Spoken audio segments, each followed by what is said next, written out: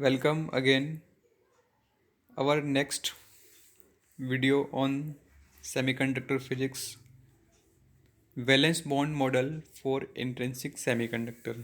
हम intrinsic semiconductor का valence bond model देखेंगे किस तरीके से हर एक सेमीकंडक्टर में इलेक्ट्रॉनों का कॉन्फ़िगरेशन किस तरीके से होता है। एक सिलिकॉन एटम या जर्मेनियम एटम्स दूसरे के साथ में किस तरीके से कोवलेंट बॉन्ड जो है वो बनाता है। ठीक है। The term intrinsic semiconductor refers to a pure semiconductor whose conductivity is due to presence of intrinsic charge carriers, electron and holes। ठीक है। आपको एक बात इसमें ध्यान रखना है कि जो प्योर सेमीकंडक्टर होते हैं उसमें कंडक्टिविटी जो होती है वो इलेक्ट्रॉन और होल्स दोनों से होती है, क्योंकि दोनों इक्वल अमाउंट में प्रेजेंट होते हैं and not due to any impurity और फॉरेन एटम्स। मतलब उसके अंदर कोई भी इम्प्योरिटी या दूसरे एटम्स हम नहीं मिलाते हैं। ठीक है। अब हमने एक क्रिस्टल लिया सेमीकंडक्टर का जिसमें जर्मेनियम और सिलिकॉन दोनों हैं। ठीक है। Each germanium atom has 4 valence electron. ठीक है। हर एक जर्मेनियम एटम्स में कितने 4 वैलेंस इलेक्ट्रॉन मतलब क्या, उसके आउटर मोस्ट में कितने इलेक्ट्रॉन हैं। जैसे जर्मेनियम का एटॉमिक नंबर अगर हम बात करें तो कितना होता है, 14 होता है। जर्मेनियम का एटॉमिक नंबर कितना है, 14 है। तो हम उसको जब 2n² के हिसाब से फिल करेंगे, ठीक है, 2n² के हिसाब से फिल करते हैं तो 2 उसके के शेल में इलेक्ट्रॉन आ जाएंगे, और 8 इलेक्ट्रॉन 8 दूसरी शेल में आ जाएंगे, एल शेल में। ठीक है। टोटल कितने हैं, 14। 2 8, अब बच्चे कितने, 4। तो ये जो 4 इलेक्ट्रॉन हैं, आउटर मोस्ट के जो इलेक्ट्रॉन हैं, इनको हम क्या बोलते हैं, वैलेंस इलेक्ट्रॉन बोलते हैं। क्या बोलते हैं इनको, वैलेंस इलेक्ट्रॉन इनको बोला जाता है। ठीक है। तो जर्मेनियम में has 4 valence electron which it share with 4 nearest neighbouring atoms to form 4 covalent bonds. अब आप लोगों ने केमिस्ट्री में टाइप्स ऑफ कोवलेंट बॉन्ड पढ़ा होगा, केमिकल बॉन्डिंग, जिसमें एक तो आयनिक बॉन्ड पढ़े हैं। आयनिक बॉन्ड में इलेक्ट्रॉन ट्रांसफ़र होते हैं एक एटम से दूसरे एटम्स में, लेकिन कोवलेंट बॉन्ड में इलेक्ट्रॉन की शेयरिंग होती है। इलेक्ट्रॉन क्या करते हैं, एक दूसरे से इलेक्ट्रॉन शेयर करके अपनी वैलेंसी को फुलफिल करते हैं। अब एक जर्मेनियम के पास में कितने हैं, 4 इलेक्ट्रॉन्स हैं। इसको अपना ऑर्बिट कंप्लीट करने के लिए, ऑक्टेट कंप्लीट करने के लिए 4 इलेक्ट्रॉन और चाहिए। तो ये क्या करता है कि दूसरे जर्मेनियम एटम के साथ में शेयरिंग करता है और अपना ऑक्टेट कंप्लीट कर लेता है। उसी का स्ट्रक्चर हम यहाँ पर देखते हैं। Each germanium has 4 valence electron which it share with 4 nearest neighboring atoms to form covalent bond. Thus, each germanium atom is tetrahedrally bonded to 4 neighboring germanium atoms. Such a crystal structure is called diamond-like structure। और इस type का जो structure इसको हम क्या बोलते हैं, diamond-like structure बोलते हैं। The shared pair of electrons oscillate back to forth between the two associated atoms. However, such a structure with all bonds intact exist at low temperature और no bond broken। ओके। तो इसमें ये जो share electrons हैं ये क्या होते हैं, बैक एंड फोर्थ वाइब्रेट होते हैं, ऑसिलेट्स होते हैं। ठीक है। किस किस के बीच में, between the two associated atoms. ठीक है। जैसे मान लीजिए कि एक जर्मेनियम यहाँ पर है, दूसरा जर्मेनियम यहाँ पर है। ठीक है। इसके पास में भी 4 एटम्स हैं, इसके 4 इलेक्ट्रॉन है, यहाँ पर भी 4 इलेक्ट्रॉन है। तो इसके 4 इधर आएंगे, अपना ऑक्टेट कंप्लीट कर लेगा, फिर इसके 4 इधर आ जाएंगे। इस तरीके से इनका काम चलता रहता है, एक दूसरे से शेयरिंग ये करते रहते हैं। ठीक है। अब ये देखिए यहाँ पर इस तरीके से स्ट्रक्चर होता है। ये जर्मेनियम है, जर्मेनियम के कितने कितने इलेक्ट्रॉन हो गए, जैसे 1 2 1 2 3 4। अब इसमें ये जैसे यहाँ पर ये एक जर्मेनियम है। ठीक है। इसके एक इलेक्ट्रॉन इधर है, एक इलेक्ट्रॉन इधर, एक इलेक्ट्रॉन इधर, एक इलेक्ट्रॉन। टोटल इसके पास में आउटर मोस्ट में कितने, 4 इलेक्ट्रॉन्स हैं। ठीक है। अब इसके पास में दूसरा जर्मेनियम है। ठीक है। दूसरा जर्मेनियम है जी, उसके पास में कितने हैं, 4 हैं। ठीक है। तो एक दूसरे से क्या करेंगे, शेयरिंग करेंगे। ठीक है। शेयरिंग करेंगे मतलब ये है कि यहाँ पर अब देखिए टोटल इलेक्ट्रॉन कितने हो गए, 1 2 3 4 5 6 7 और ये 8। 8 कैसे हो गए, 1 2 3 4 5 6 7 8, मतलब इसने इस वाले ने पड़ोसी से 4 इलेक्ट्रॉन ले लिए, फिर इसके लिए ये अपने पड़ोसी से 4 इलेक्ट्रॉन ले लेगा। इस तरीके से ये अपनी ऑक्टेट क्या करते हैं, पूरा करते हैं। जैसे हम टेम्परेचर बढ़ाएंगे, as the temperature increase the thermal energy of the valence electron increases.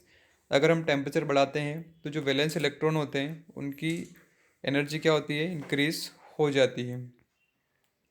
Okay, किस तरीके से इसमें दिया हुआ है इस फिगर में, ठीक है। अब आप यहाँ पे देखिए, an electron may break away from the covalent bond and becomes free to conduct electricity. जैसे हम टेम्परेचर बढ़ाते हैं तो कोवेलेंट बॉन्ड ब्रेक होते हैं, और ब्रेक होने के बाद में इलेक्ट्रॉन, जैसे बॉन्ड ब्रेक हुआ इलेक्ट्रॉन फ्री हो गया, इलेक्ट्रॉन फ्री होने से उसकी कंडक्टिविटी क्या होगी, बढ़ जाएगी। This electron leaves behind a vacancy in the covalent bond at site 1। This vacancy of electron with an effective positive electronic charge is called hole. और ये जो वैकेंसी है इलेक्ट्रॉन की, जिसको हम positive charge, positive electronic charge की तरह treat करते हैं, उनको हम क्या बोलते हैं, होल बोलते हैं। It behaves as an apparent free particles with a charge, ठीक है। और इसी को हम क्या बोलते हैं, apparent free particle with charge e, और उसका चार्ज कितना होता है, ई होता है। The process of setting free an electron from a covalent bond and the simultaneous creation of holes require a kind of ionisation energy. The number of electrons set free at absolute temperature is given by this, ठीक है। अब हम ये समझते हैं कि जो ionisation energy होती है वो क्या होती है, एक इलेक्ट्रॉन को कोवेलेंट बॉन्ड से ब्रेक करके फ्री करने में जितनी एनर्जी लगती है, और जो होल्स का क्रिएशन उसमें हो रहा है, वो होती है आपकी आयोनाइजेशन एनर्जी। और उसमें जो नंबर ऑफ इलेक्ट्रॉन्स सेट हो रहे हैं एक एब्सोल्यूट टेम्परेचर पर, उसको हम इस फॉर्मूले से क्या करते हैं, फाइंड करते हैं। एन इक्वल टू सी, मतलब कोई कांस्टेंट है, e to the power minus e g upon 2 k T, ठीक है, 2 k T। अब इसमें अलग अलग सबका मीनिंग होता है कि इसमें के क्या होता है, वेयर के इज़ द बोल्ट्जमैन कांस्टेंट। के जो है वो क्या है, बोल्ट्जमैन कांस्टेंट है। और ई जी जो है वो एनर्जी है। N e increases as temperature increases. आपको ध्यान रखना है, जैसे जैसे हम टेम्परेचर बढ़ाएंगे वैसे वैसे नंबर ऑफ इलेक्ट्रॉन्स भी क्या होते हैं, इंक्रीज होते हैं, ठीक है। ये यहाँ पर आप देखिए, ये इस तरीके से ये कोवेलेंट बॉन्ड ब्रेक हुआ तो ये इस साइड फर्स्ट में ये इलेक्ट्रॉन क्या हो गए, फ्री हो गए। इलेक्ट्रॉन फ्री हुए तो वो उसकी कंडक्टिविटी क्या हुई, बढ़ गई। तो ये जो यहाँ पे इलेक्ट्रॉन फ्री हुआ है, इसको हम क्या बोलते हैं, वैकेंसी क्रिएट हुई है, क्या हो गया, होल हो गया। इस होल को फिल करने के लिए दूसरा इलेक्ट्रॉन यहाँ से क्या करेगा, जंप करेगा, या ये वाला इलेक्ट्रॉन यहाँ से जंप कर जाएगा, तो फिर यहाँ वैकेंसी क्रिएट हो जाएगी। फिर इस वैकेंसी को भरने के लिए ये वाला इलेक्ट्रॉन यहाँ पे आ जाएगा, फिर यहाँ वैकेंसी क्रिएट हो जाएगी, इसको फिल करने के लिए ये वाला इलेक्ट्रॉन यहाँ पर आएगा। तो इस तरीके से इसमें इलेक्ट्रॉन भी मूव करता है और होल भी मूव करता है, ठीक है। As each free electrons create one hole, so in an intrinsic semiconductor, the number density of free electrons is equal to the number density of hole, and each is equal to the intrinsic charge carriers. इसलिए हम बोलते हैं कि N equal to NH equal to NI, intrinsic charge carriers. क्योंकि जितन एक whole निकला तो एक इलेक्ट्रॉन निकला, तो वहाँ पे एक वैकेंसी क्रिएट होगी, मतलब एक होल बन गया। फिर उस होल को भरने के लिए दूसरा इलेक्ट्रॉन वहाँ पर आएगा, तो वो इलेक्ट्रॉन उस जगह को फिल कर लेगा वहाँ पे। आप कुछ इस तरीके से समझें इसको, जैसे यहाँ पर मैंने अभी आपको समझाया था, ये एक बैंड है जिसमें एक इलेक्ट्रॉन, दो इलेक्ट्रॉन, तीन इलेक्ट्रॉन, इस तरीके से इलेक्ट्रॉन भरे हुए हैं, ठीक है। अब मान लीजिए कि आपने इसको एनर्जी दी, थर्मल एनर्जी दी।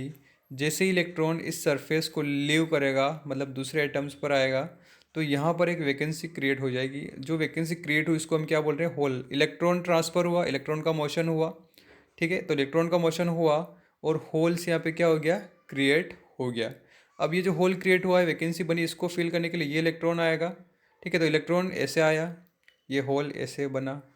अब होल यहाँ से यहाँ मूव हो जाएगा क्योंकि यहाँ वैकेंसी बन जाएगी। फिर इस होल को भरने के लिए, वैकेंसी को भरने के लिए इलेक्ट्रॉन आएगा, ठीक है। तो इलेक्ट्रॉन ऐसे मूव कर रहा है और ये होल कैसे जा रहा है, ऐसे जा रहा है, इस तो यहाँ होल हो जाएगा। फिर ये इलेक्ट्रॉन इधर जाएगा, यहाँ पे होल हो गया, फिर इस होल को बनने के लिए इलेक्ट्रॉन इधर जा रहा है। तो इस तरीके से इसका मतलब ये हुआ कि जिस डायरेक्शन में इलेक्ट्रॉन मूव करता है उसके अपोजिट डायरेक्शन में होल्स क्या होते हैं, क्रिएट होते हैं। ठीक है, तो आप इस तरीके से समझ लीजिए कि जब भी कोई कोवलेंट बॉन्ड बन जाता है शेयरिंग करके, फिर हम जब थर्मल एनर्जी देते हैं, तो थर्मल एनर्जी का मतलब है कि टेम्परेचर बढ़ाते हैं उस क्रिस्टल स्ट्रक्चर का, तो वहाँ पे कोवलेंट बॉन्ड ब्रेक होने से इलेक्ट्रॉन फ्री होते हैं, और इलेक्ट्रॉन फ्री होने के बाद में जो वैकेंसी क्रिएट होती है उस वैकेंसी को हम क्या बोलते हैं, होल्स बोलते हैं। और होल्स को फिल करने के लिए दूसरा इलेक्ट्रॉन फिर वहाँ पे आएगा। तो इस तरीके से जितने इलेक्ट्रॉन्स क्रिएट हो रहे हैं, इलेक्ट्रॉन फ्री हो रहे हैं, उतने ही होल उसके अंदर बनते हैं। तो इंट्रिंसिक सेमीकंडक्टर में number density of electron is equal to the number density of holes, और यही इंट्रिंसिक चार्ज कैरियर्स के बराबर होते हैं। तो ये फॉर्मूला आप याद रखेंगे, n e equal to n h equal to n i. Okay, तो ये आप बिल्कुल अच्छे से समझेंगे, इसको पढ़ेंगे, बाद 2-3 बार पढ़ेंगे। डायग्राम आपको बनाने हैं, ये वाला डायग्राम बनाना है और दूसरा डायग्राम भी आपको बनाना है। ठीक है।